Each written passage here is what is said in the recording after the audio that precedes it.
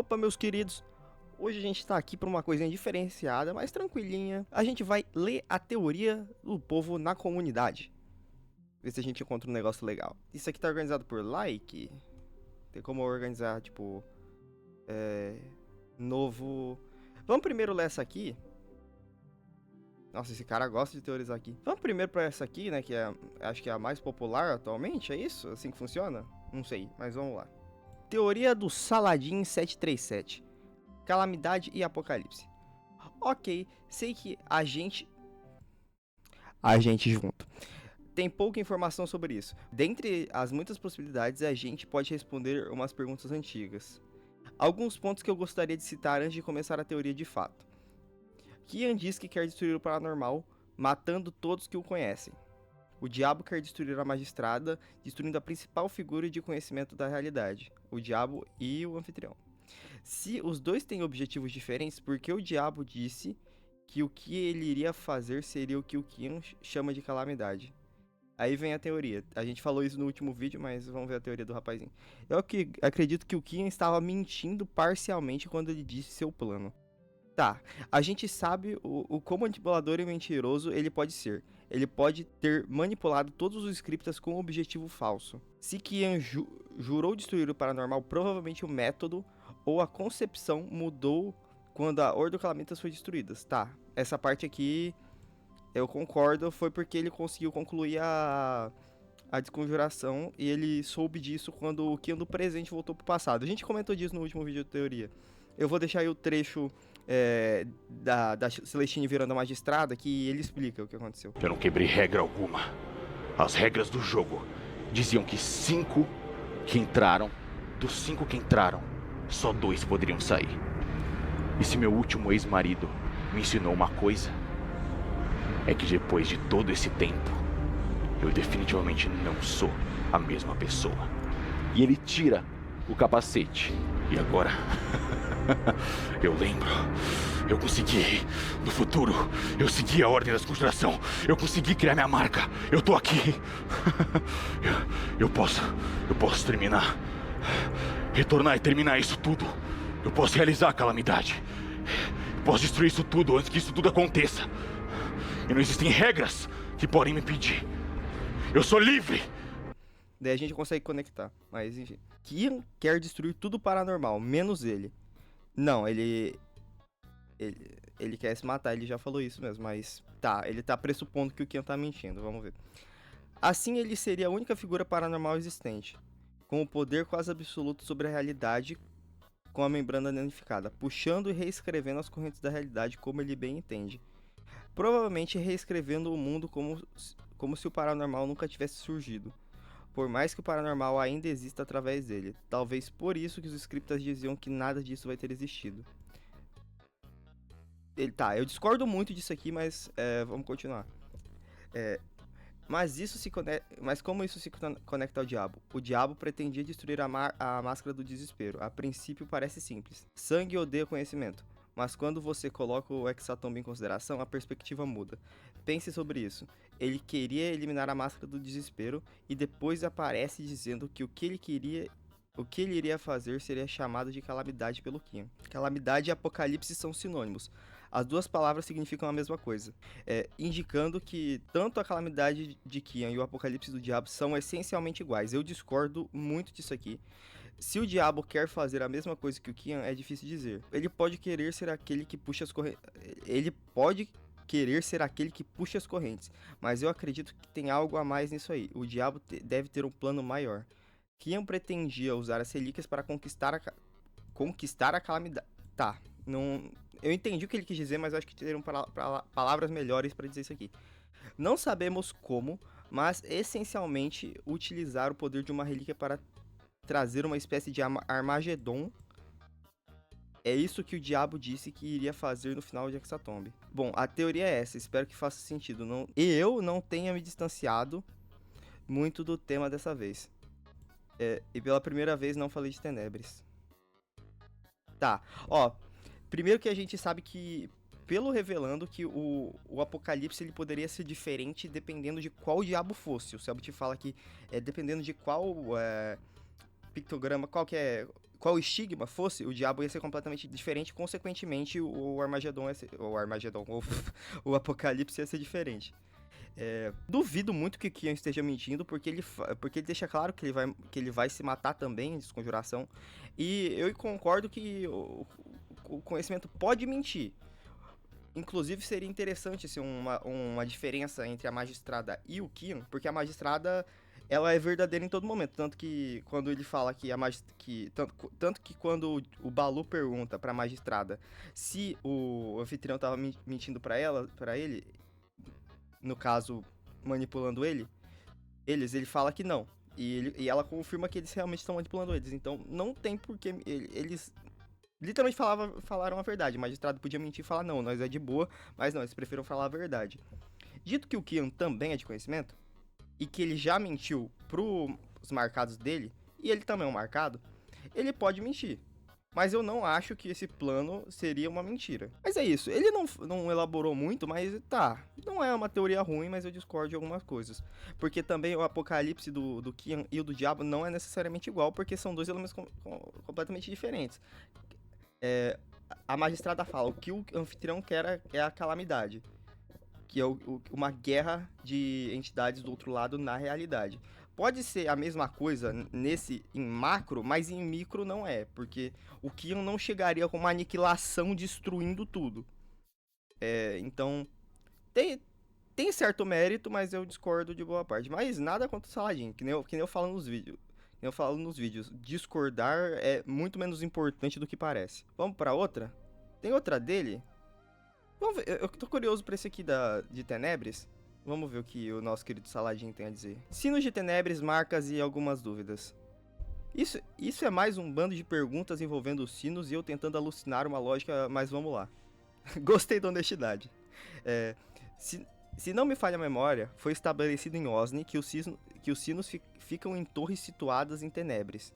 Não sei se torres em Tenebres, mas torres sim, mas eu posso estar enganado.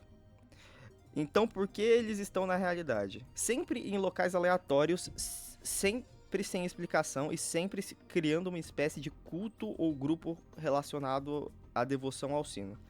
Isso aqui é verdade. Não sei se locais aleatórios e sem explicação, mas tem um culto... isso é um padrão mesmo, tem um culto em volta dos sinos. Por mais que isso possa parecer óbvio, Tenebres provavelmente não fica em um lugar. Provavelmente o único jeito de chegar lá é fazendo a passagem usando os sinos.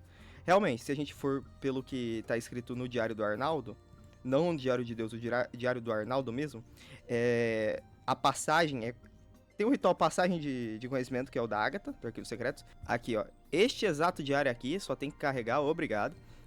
Cadê? Aqui. Os rituais conhecidos como passagem sempre envolvem de alguma forma a separação e a conexão de elementos. Rituais conhecidos como passagem sempre envolvem de alguma forma a separação e conexão de elementos. É isso aqui mesmo.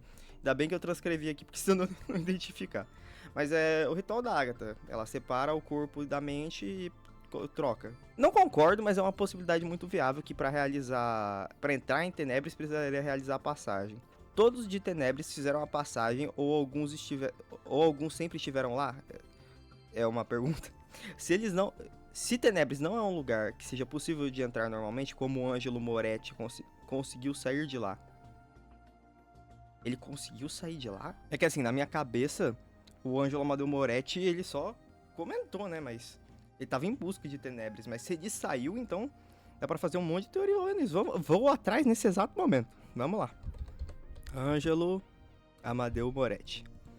Vamos lá. Mesmo tendo falhado nas minhas incumbências no meu objetivo de reencontrar Tenebres, ele já encontrou, mas não necessariamente ele entrou. Depois de tantos anos, deixo essa vida esperançado que a realidade é um lugar mais protegido do que quando eu encontrei. Aqui, ó. Aproximadamente nos anos 1500, durante o período da colonização, marcou a chegada de Ângelo Amadeu Moretti, patriarca e líder da ordem de caçadores na ilha de Típora. Chegando lá, foram constatados os conflitos dos nativos, sendo perceptível a fisionomia dos indivíduos encapuzados, de pintura facial e de substância da tinta.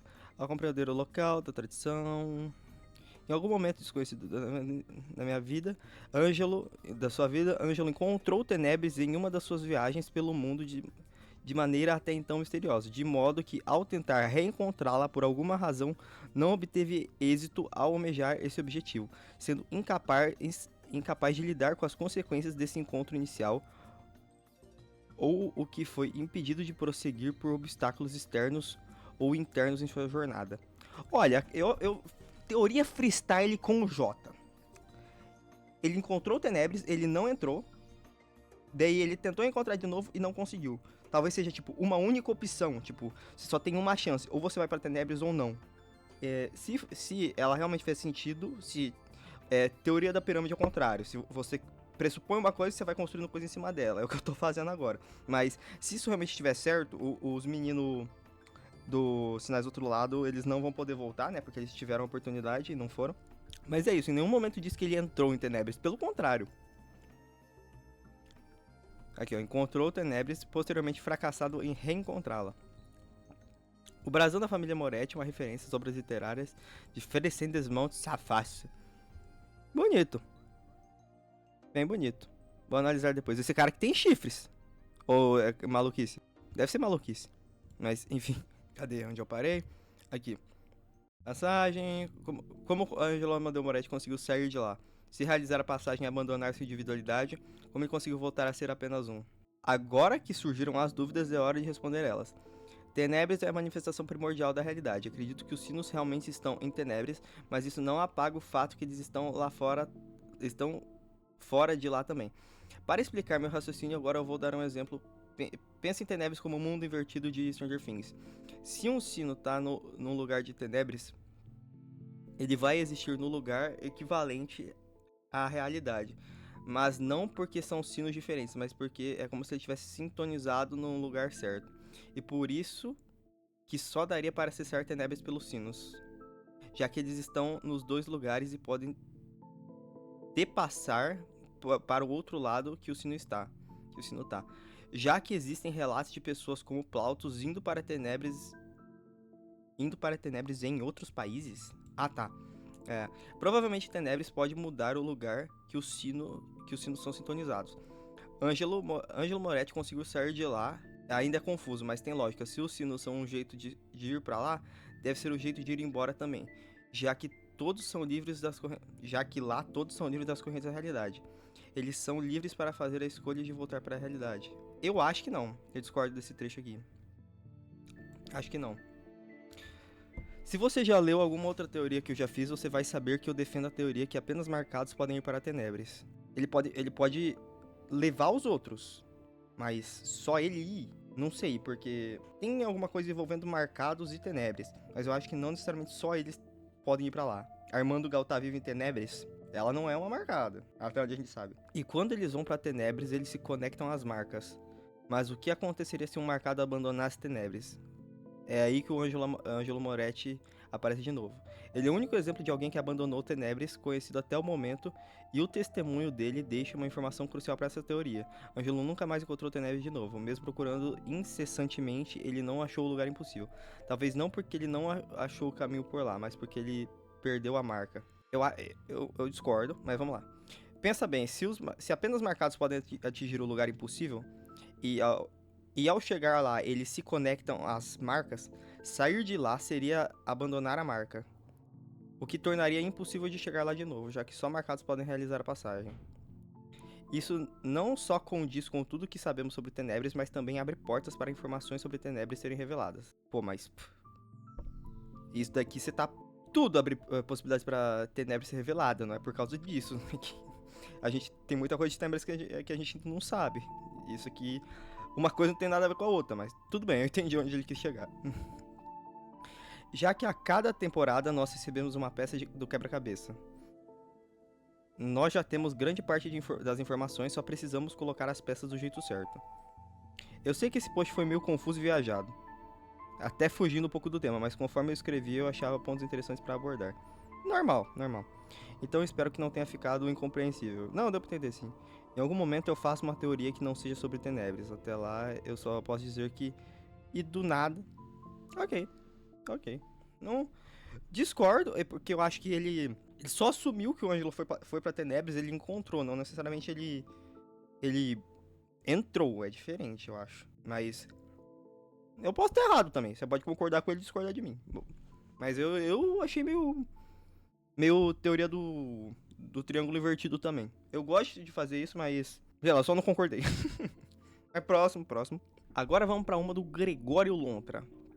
Cristino tinha um mestre e queria ser o diabo. Tá, nós sabemos pelo Wiki que o Cristino foi inspirado, pelo menos no nome, no Curisco, cangaceiro referido às vezes como braço direito de Lampião, na história de Lampião. Na história real, Lampião foi emboscado e morto pelo policial em 1988. Entretanto, Curisco estava em outro lugar e ainda resistiu mais 2 anos antes de também morrer. O único personagem que nós sabemos que estava ligado diretamente ao Cristino é seu irmão, que morreu em algum lugar no passado, provavelmente em 2018, nas garras do Kibungo. Por que especificamente 2018? Mas tá bom. Cristino retorna para a Coroa de Espinhos em 2023 para concluir seu objetivo que envolvia Tenebres.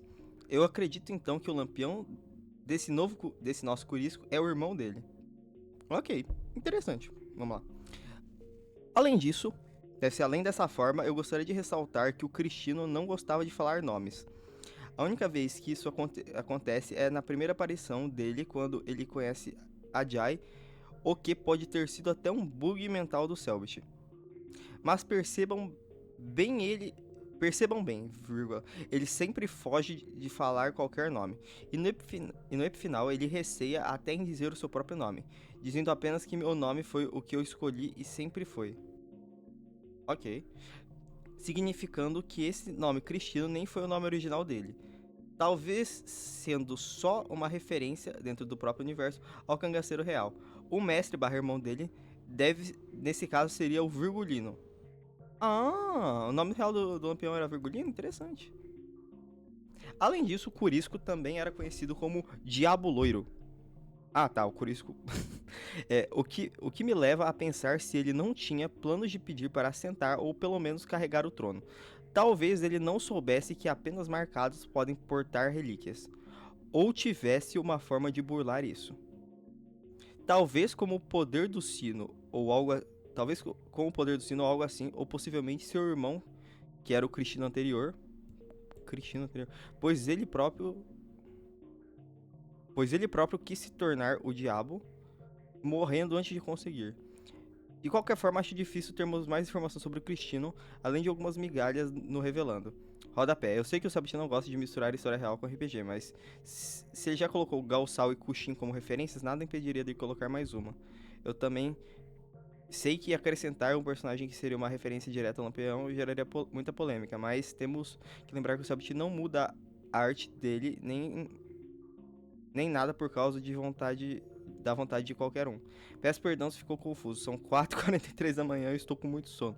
Só não queria que essas ideias fugissem da minha cabeça. Quanto mais eu escrevo, mais coisa eu percebo. Socorro. Ah, isso aqui é normal, tá tudo bem, meu querido. Eu achei muito interessante, eu não sabia que o nome do Lampião era Virgulino, isso é interessante. E nada impede de ser realmente algo nessa vibe. Mas eu realmente achei interessante. Eu não sei se ele gostaria de ser o diabo. Não sei se o objetivo do Cristino era ser o diabo, porque isso não precisaria de Tenebres, eu acho. Daquele sino, ele não precisaria disso. Mas não sei, né? E a Bia quis saber o desejo do Cristino e o Selbit se recusou em falar em live. Se fosse só se tornar o diabo, acho que não impediria dele. Se fosse só isso, acho que não faria sentido ele não falar. Se fosse algo tão simples assim. Mas essa ideia do Cristino ter o irmão ser uma referência ao Lampião, eu achei interessante. Não sei se o Selbit faria isso, mas achei interessante. Essa parte da wiki é bem vazia, né? Nossa, aqui ó, tem uns saltos muito grandes, ó, de 2025, daí você desce um pouquinho, já vira 2024. Aqui ó, quase soltou 12 meses. Ah, mas já estamos aqui, né? Pra gente não ler só do Saladin, que ele escreveu bastante.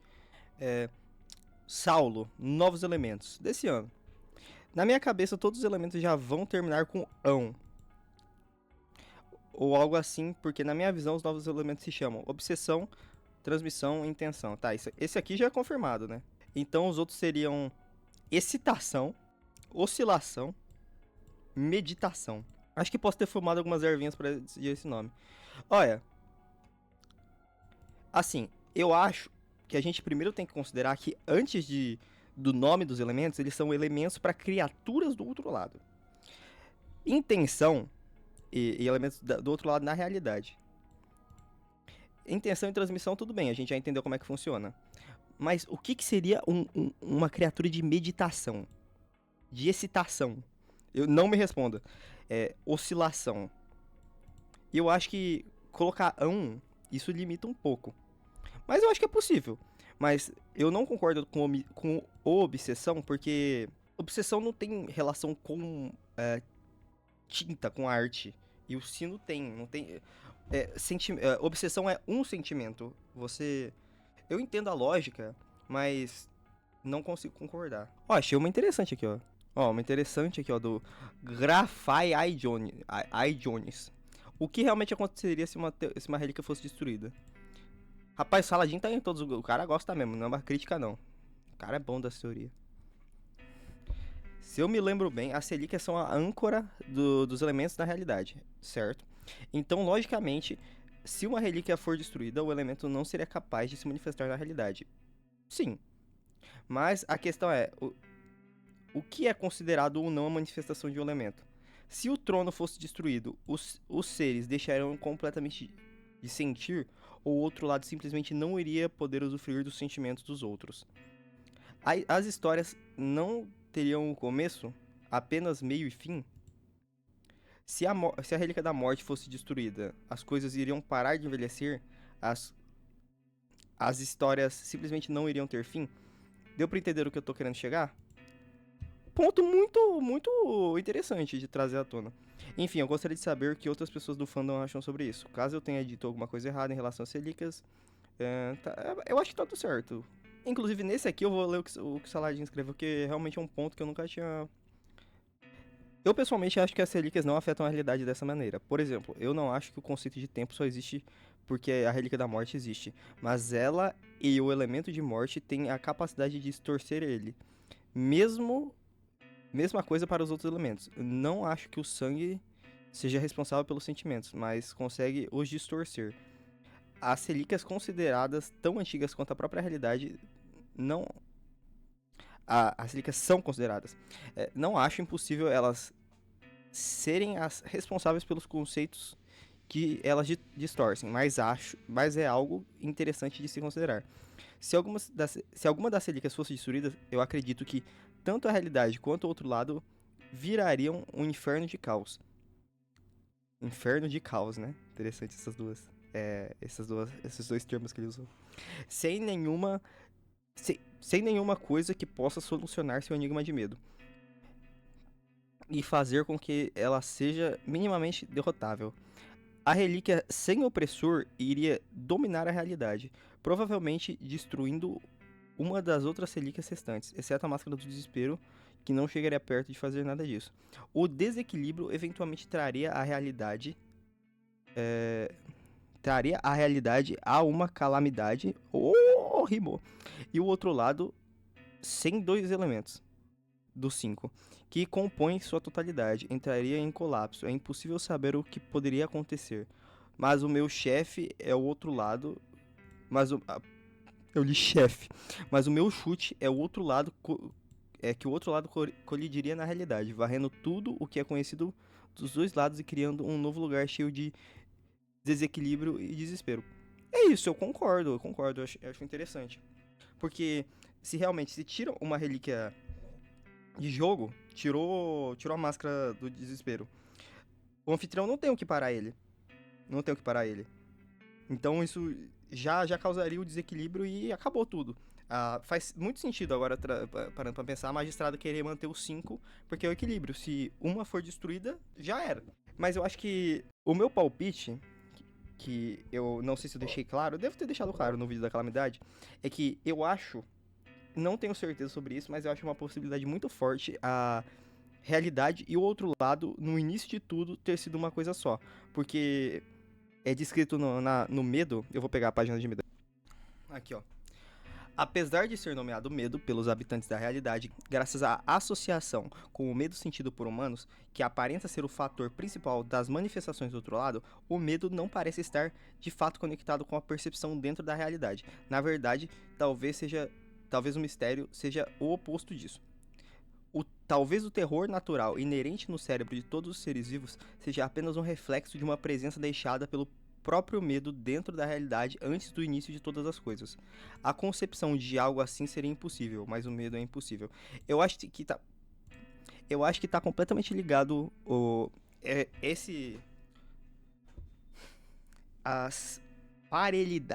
as coisas paralelas entre o outro lado e a realidade. Eu acho que tá completamente ligado com essa frase aqui, ó. Uma presença deixada pelo próprio medo dentro da realidade antes do início de todas as coisas. Porque, querendo ou não, foi o Selbit que quis construir esse universo, usando, obviamente, a nossa realidade, mas como se as duas coisas estivessem conectadas. Todos os elementos do outro lado são paralelos com coisas que existem na realidade. São conceitos que a gente meio que... eles acabam se misturando em algum momento. E como Tenebres, que é a manifestação primordial da realidade, é dita como um lugar que todos são uma coisa só, seria o lugar que uniria o outro lado e a realidade. E o Kian descreve que eles estavam aqui no começo e eles presenciaram o fim. Então eu acho que a Tenebres é indestrutível, eu acho que ela está conectada diretamente com a criação do mundo de ordem paranormal e a desassociação do outro lado na realidade e a própria realidade. Mas agora, meus queridos, o que vocês pensam? Podem deixar aí nos comentários as teorias de vocês, que no próximo vídeo eu vou pegar e ler as melhores teorias que vocês criaram. E posso responder comentário também. Se vocês quiserem que eu responda alguma coisa, eu posso ir emendando também. Mas é isso. Foi um vídeo mais descontraído, mais simples de fazer. Espero que vocês tenham gostado. O Miro já tá liberado pra vocês, tá? O vídeo do Kian já tá liberado lá. Se alguém não viu, pode ir lá pegar. E vocês podem analisar os meus devaneios aqui. Mas é isso. Beijão. Até o próximo vídeo. Fui.